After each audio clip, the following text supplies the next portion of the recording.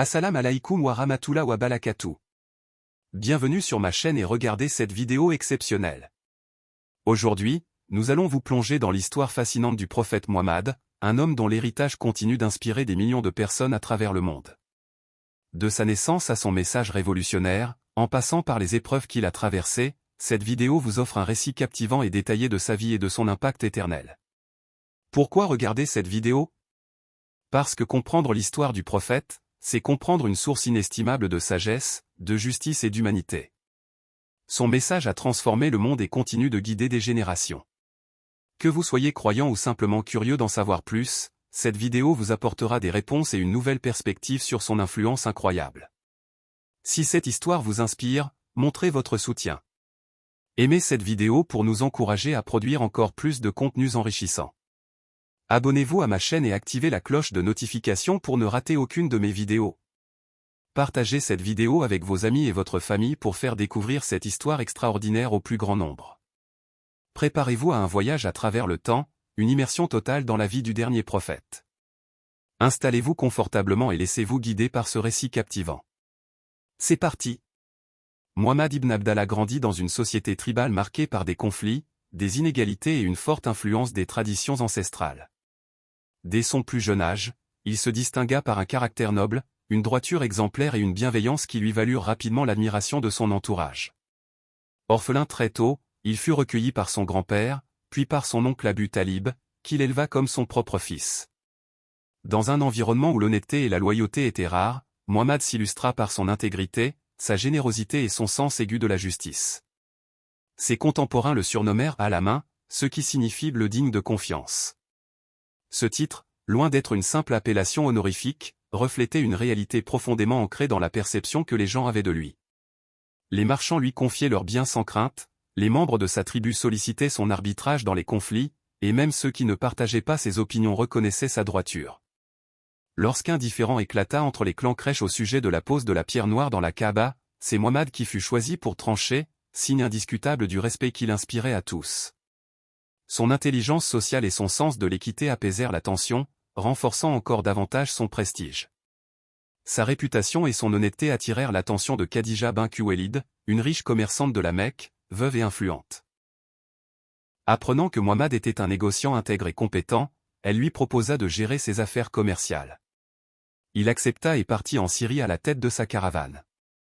Lorsqu'il revint, ses affaires prospèrent et la loyauté dont il avait fait preuve renforcèrent l'estime que Khadija avait pour lui.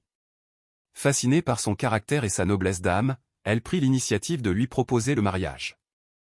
Muhammad accepta, et leur union devint l'une des plus emblématiques de l'histoire. Khadija ne fut pas seulement une épouse aimante, elle fut aussi une confidente, une alliée et un soutien indéfectible à chaque étape de la vie de Muhammad. Malgré son succès et la stabilité que lui offrait sa vie conjugale, Muhammad ressentait une profonde insatisfaction face aux injustices et à l'immoralité qui gangrenaient la société mécoise.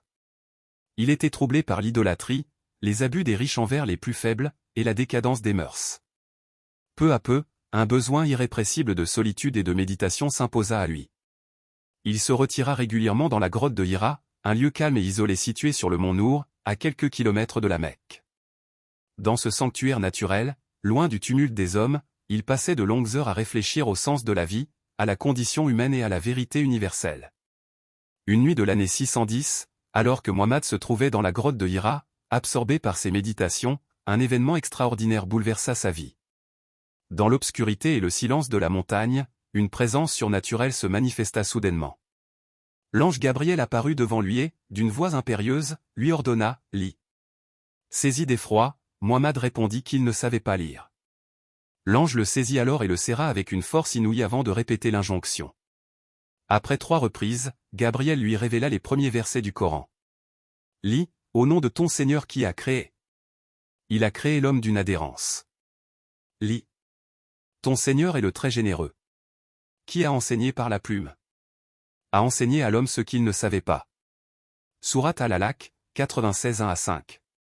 Tremblant de stupeur et bouleversé par cette expérience, Muhammad quitta précipitamment la grotte et descendit du mont Nour. Il rentra chez lui en hâte et demanda à Khadija de le couvrir d'un manteau, son corps frémissant encore sous l'effet de la révélation. Khadija, profondément aimante et perspicace, le rassura et lui assura qu'il ne pouvait être qu'un homme choisi par Dieu, car il était bienveillant envers les orphelins, généreux envers les nécessiteux et juste envers tous. Pour en savoir davantage, elle consulta son cousin Waraka ibn Nawfal, un érudit chrétien, qui reconnut dans cette expérience le sceau des révélations divines précédentes. Il annonça à Muhammad que c'était bien l'ange Gabriel qui lui était apparu et que son message serait semblable à celui des prophètes qui l'avaient précédé. Muhammad venait de recevoir une mission. Transmettre aux hommes la parole de Dieu, prêcher l'unicité divine et appeler à une société fondée sur la justice et l'égalité. Il commença d'abord par diffuser son message discrètement, s'adressant à son cercle le plus proche. Khadija fut la première à croire en lui, suivie de son cousin Ali ibn Abi Talib, de son fidèle ami Abu Bakr et de son affranchi Zayd ibn Haritha. Pendant 3 ans, la prédication resta secrète, gagnant progressivement de nouveaux adeptes. Mais lorsque Dieu lui ordonna d'annoncer publiquement son message, les tensions éclatèrent avec les Quraysh, l'aristocratie de la Mecque. Le message du prophète Muhammad représentait une menace directe pour l'ordre établi. Il dénonçait l'idolâtrie et prônait un Dieu unique, rejetant ainsi les divinités vénérées dans la Kaaba, qui constituait une source de prestige et de revenus pour les chefs mécois. Il appelait aussi à la justice sociale, exigeant des riches qu'ils partagent leur fortune avec les plus démunis, et prônait l'égalité entre les hommes, ce qui allait à l'encontre du système tribal et hiérarchique de la société mécoise. Les Quraysh réagirent avec une hostilité grandissante. D'abord, ils tentèrent de discréditer Muhammad, l'accusant d'être un poète délirant ou un sorcier.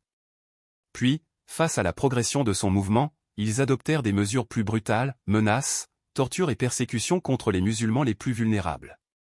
Parmi eux, Bilal, un esclave affranchi, fut soumis à d'horribles supplices sous le soleil brûlant du désert.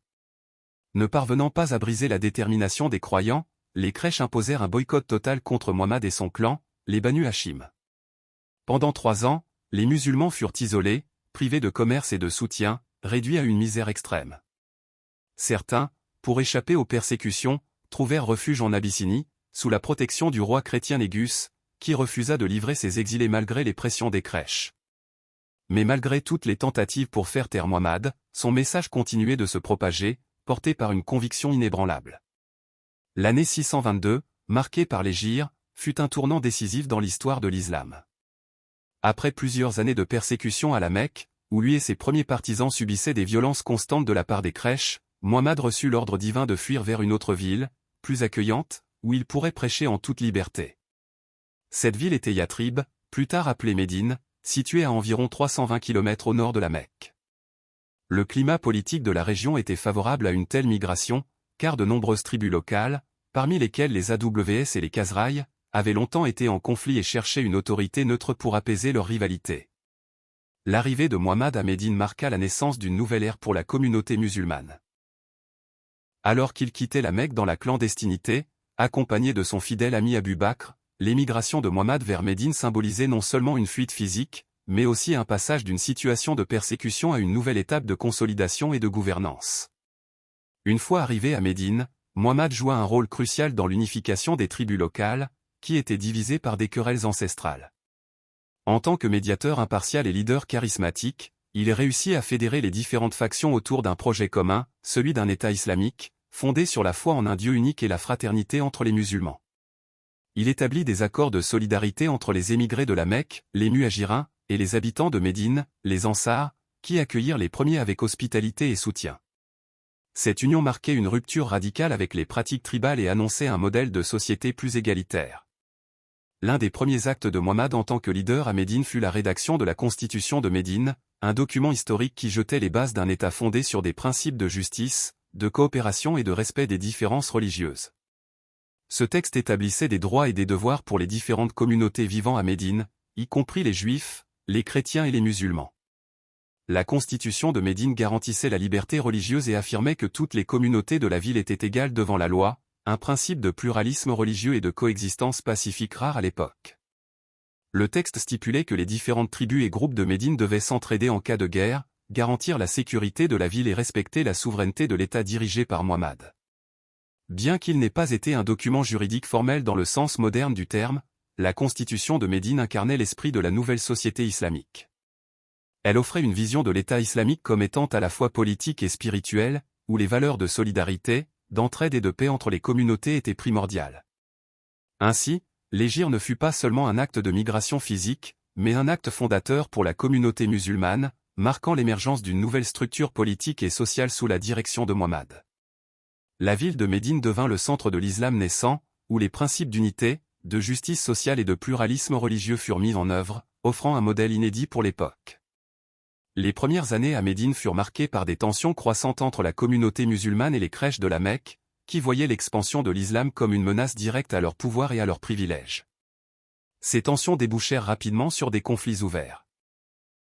Parmi les batailles les plus marquantes de cette période, on trouve celle de Badr, en 624, où les musulmans, bien qu'en infériorité numérique, remportèrent une victoire décisive contre les forces mécoises. Cette victoire renforça la légitimité de Muhammad en tant que leader et prophète, tout en consolidant la foi des musulmans.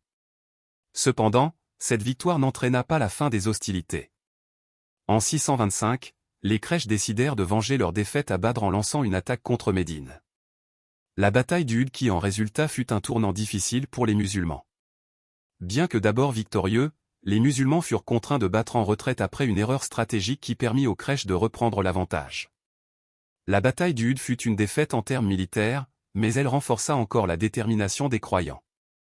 Muhammad, blessé lors de la bataille, exhorta ses partisans à persévérer et à ne pas se laisser décourager par l'adversité. Cette défaite apparente marqua également un moment de réflexion sur la foi, la discipline et la cohésion du groupe.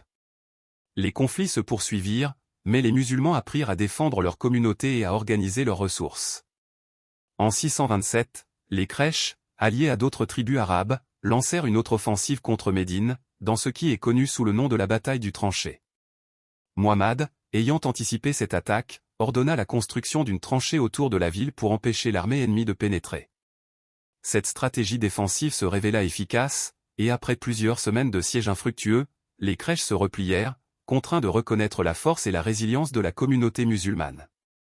À la suite de cette victoire, un tournant diplomatique se produisit en 628, lorsque les musulmans et les Quraysh conclurent un traité de paix à Hudaybiya. Ce traité, bien que déséquilibré en faveur des Quraysh, permit aux musulmans de vivre en paix pendant une période de 10 ans et leur donna la liberté de prêcher et d'étendre leur influence sans entrave. Cet accord s'avéra stratégique pour les musulmans, leur permettant d'élargir leur influence et de nouer des alliances avec d'autres tribus arabes. Ce fut un moment clé dans le processus de consolidation de l'État islamique. Mais l'histoire de la conquête de la Mecque, en 630, fut un moment déterminant dans l'expansion du message islamique. Alors que les Quraysh rompaient le traité de Hudaybiya en s'alliant avec des ennemis des musulmans, Muhammad prit la décision de marcher sur la Mecque avec une grande armée de 10 000 hommes. Face à la puissance militaire des musulmans, les Quraysh se rendirent sans combat majeur, et la ville de la Mecque fut conquise de manière pacifique. Muhammad entra dans la ville, effaça les idoles de la Kaaba et proclama la restauration du monothéisme. Ce fut un acte symbolique fort, non seulement pour la conquête militaire, mais aussi pour l'affirmation définitive de l'islam comme force dominante dans la péninsule arabique. À partir de la conquête de la Mecque, l'islam se répandit rapidement au-delà des frontières de l'Arabie. La soumission de la Mecque, le cœur religieux de l'Arabie, fut le prélude à l'expansion rapide du message islamique à travers la péninsule. La majorité des tribus arabes, voyant la puissance de l'islam et sa réussite, se soumirent à Muhammad, et l'islam se propagea rapidement au-delà des limites géographiques de l'Arabie. Des expéditions furent menées pour étendre le message islamique vers l'Irak, la Syrie, l'Égypte et d'autres régions du Moyen-Orient, ouvrant la voie à un empire islamique qui allait changer le cours de l'histoire. Cette période de conflit, de trêve et de conquête marqua un tournant dans la consolidation du pouvoir politique et spirituel de Muhammad. La mise en place d'un État islamique solide et unifié, combinée à l'expansion du message islamique au-delà des frontières arabes, assura la pérennité du projet islamique pour les générations à venir. Le prophète Muhammad accomplit son dernier pèlerinage en l'an 632, une étape marquante de sa mission prophétique.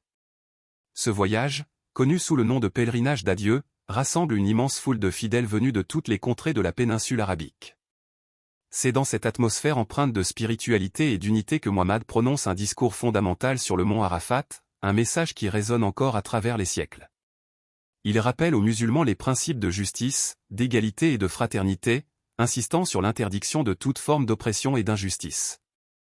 Il proclame l'égalité entre tous les êtres humains, affirmant que la supériorité d'un individu ne repose ni sur sa race ni sur son statut social, mais uniquement sur sa piété et sa droiture. Ce discours, d'une portée universelle, scelle les valeurs fondamentales de l'islam et constitue un testament moral pour l'humanité. Quelques mois après ce pèlerinage historique, Muhammad tombe gravement malade. Il se retire chez son épouse Aïcha, où il passe ses derniers jours dans un état de faiblesse croissante.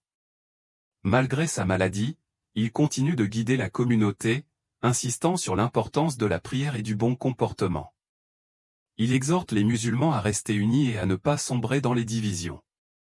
Son décès survient le 8 juin 632, un moment de profonde tristesse pour ses compagnons et ses proches. La nouvelle de sa disparition bouleverse Médine et l'ensemble de la communauté musulmane, mais Abu Bakr, son fidèle compagnon, rappelle que si Muhammad n'est plus, son message et la révélation divine demeurent. L'héritage du prophète Muhammad dépasse largement son époque et son territoire. Son influence spirituelle est immense, il laisse derrière lui une foi monothéiste structurée, un texte sacré, le Coran, qui demeure inchangé, et une tradition prophétique qui sert de modèle aux musulmans du monde entier. Son enseignement façonne la vie spirituelle de millions de croyants et continue d'inspirer les pratiques religieuses et éthiques. Mais son impact ne se limite pas à la sphère religieuse.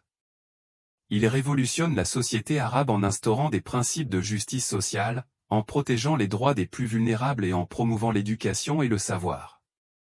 Sa réforme du statut des femmes, bien que progressive pour son époque, amorce un changement dans la perception du rôle de celle-ci au sein de la société.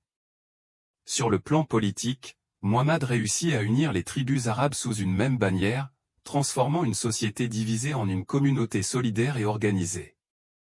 Son modèle de gouvernance, fondé sur la consultation et la justice, inspire de nombreux dirigeants à travers l'histoire. Après sa mort, l'expansion de l'islam se poursuit, et son message traverse les continents, influençant les civilisations, les systèmes juridiques et les institutions sociales. Son héritage demeure vivant, et son exemple continue d'être une référence pour des générations entières.